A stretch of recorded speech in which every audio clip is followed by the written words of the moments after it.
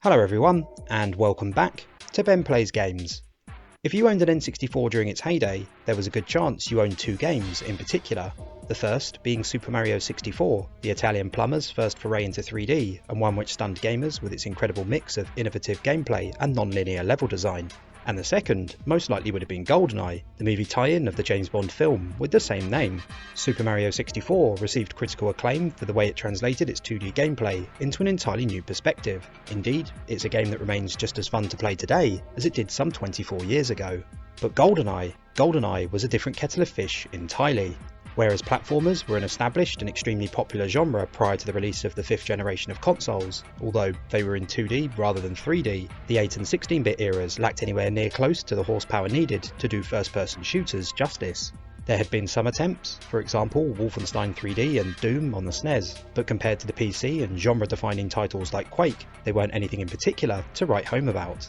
So when Goldeneye, developed by Rare, hit store shelves in 1997, it didn't just set a new standard for console first-person shooters, it also demonstrated that it was now possible for consoles to do the genre justice in a way few realised was even possible. And today, I want to take a closer look at why the game was not only a resounding success, but was as brilliant a title as anything that had been seen on PC up until that point. If you enjoy the video, do consider subscribing, I've got a whole lot more in the pipeline. And now, let's start by taking a look at how Goldeneye laid out its levels.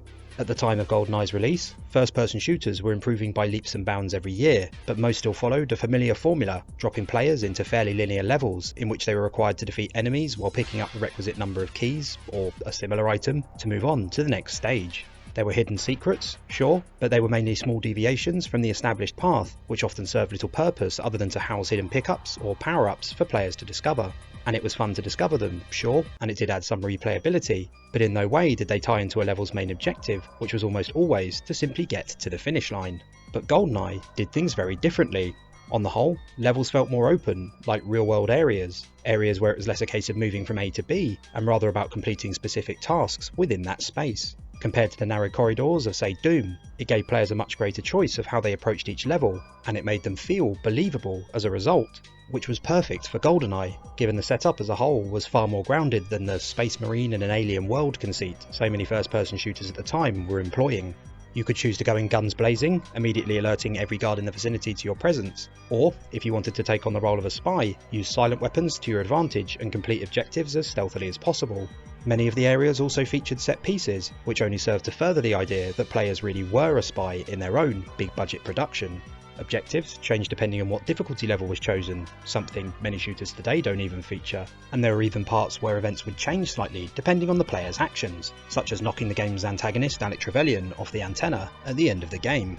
The seemingly mundane added to that sense of realism too, and there's no better example of this than Goldeneye's second level, Facility, which begins with the player dropping into its toilets to catch guards unaware. It may not seem like anything special, but the very fact you're not thrown right into the fray and instead into a room that feels much like one that would genuinely be housed within such a complex only served to further the sense of immersion. And on the subject of immersion, the enemies you faced throughout Goldeneye were also unlike anything that had been seen on console, or even much on PC. This innovation came in two forms. The first was the way they reacted to being shot, and the damage modelling associated with it. Anyone playing almost any first-person shooter nowadays would be completely bemused if shooting an enemy in the head didn't yield more damage, or kill them immediately. Likewise, players expect enemies to react accordingly should they aim for their arms or legs. But at the time of Goldeneye's release, this wasn't really a mechanic that was used in first-person shooters. Landing a hit on an enemy would tend to do the same amount of damage no matter where on their body they were hit, and enemies certainly wouldn't react accordingly afterwards. Goldeneye can't quite claim to be the first game to do this. Team Fortress already featured more realistic damage modelling, Virtua Cop's enemies reacted differently depending on where they were shot, and MDK's sniper rifle let players score headshots, but the fact a console game was doing it at all, at a time when it wasn't even commonplace on PC, was extraordinary in its own right. Shooting an enemy in the head would usually bring them down instantly, and a shot to the arms would do less damage, but would also cause them to react appropriately, clutching the area which received damage. And those adept at sharpshooting could take advantage of scope weapons as well, to bring down enemies with headshots from a distance before they even had so much of an inkling that Bond was nearby. There was fairly generous auto-aim implemented to aid players when they weren't scoped in, although free aiming was always a choice too, but even that, in its own way, tied into the idea of being James Bond. He's England's greatest spy, and so it made sense that Bond, and by extension the player, was a crack shot, able to take down every assailant in a room almost effortlessly. Considering the limitations of the single-stick controls, amazing in their own right at the time, but by today's standards limited, although the game did even feature the option to use two controllers for a dual-stick setup, an idea way ahead of its time, Goldeneye's gunplay was outstanding.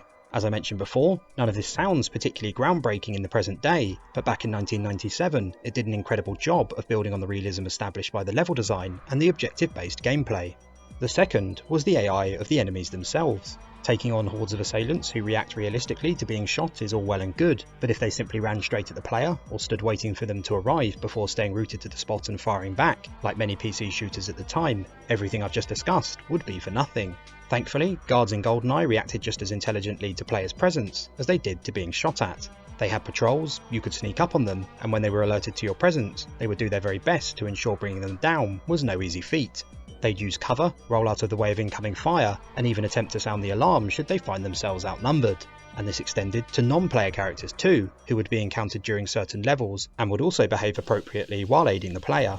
The way enemies reacted to being shot, and to Bond's presence, combined to create a sense of realism quite unlike anything else on the market at the time. Goldeneye would have won plaudits for its level design and objective-based gameplay alone, but having the guards and other characters who inhabited each level behave in a manner that felt more believable than any other FPS out there was a huge feather in its cap as well. Would the game have still felt as immersive as it did if Rare had only got the level design and objectives right? Well, it probably wouldn't have felt far off, but by including both, it pushed Goldeneye up to the status of not only being a well-designed game, but an extremely clever one as well. And let's not forget either, that the way it presented all of the elements was, for a console game at least, so far beyond anything else gamers had been exposed to at the time, that it made the experience all the more incredible. The third factor in Goldeneye's success was without doubt its split-screen multiplayer. There are 3 first-person shooters on console that I believe were truly game-changing moments for this element of console gaming. Goldeneye is of course one of them, along with Halo Combat Evolved and Halo 2. Halo 2 was the first game to truly popularise playing online among console shooters, and Halo Combat Evolved was an amazing title for its robust suite of multiplayer options, including split-screen co-op and system link, which allowed up to 16 players to compete in the same room using 4 Xboxes and 4 screens.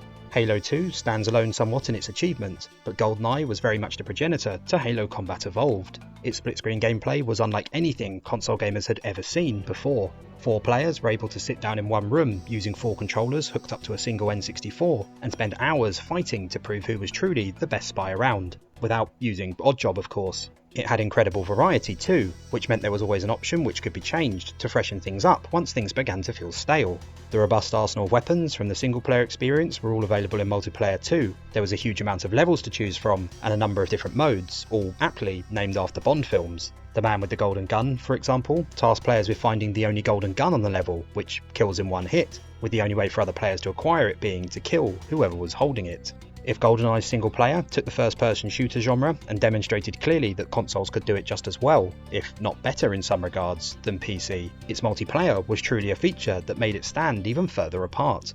PC had online multiplayer by this time, which was a game changer in its own right, but Goldeneye took the idea of playing with other people and adapted it to work in a setting where all you needed to get cracking was 4 friends and 4 controllers, which made its multiplayer an altogether different proposition from anything else available at the time. There are many gamers out there who would play Goldeneye now and would wonder what all the fuss was about. It's a game that perhaps hasn't aged particularly well in some aspects, most notably its controls and of course the graphics, which are well past their sell-by date.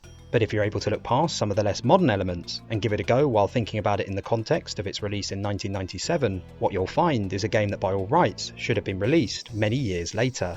Upon the release of the 5th generation of consoles, you'd have thought the first-person shooters on them would have been slowly improved over time, until eventually, after a few years, a shining example would finally release, one which could compete with what was considered the home of the FPS, the PC. Instead, Goldeneye came out just a year after the release of the N64 and shocked the gaming world with just what an extraordinary title it was. It didn't have a mouse and keyboard and you couldn't face off against enemies hundreds of miles away online, but what it did do was prove that consoles could do the genre justice in a way no one thought possible, and it did it brilliantly. Thanks so much for taking the time to watch the video. I hope you enjoyed it. If you did, please consider subscribing to the channel, and hopefully I'll see you all again soon.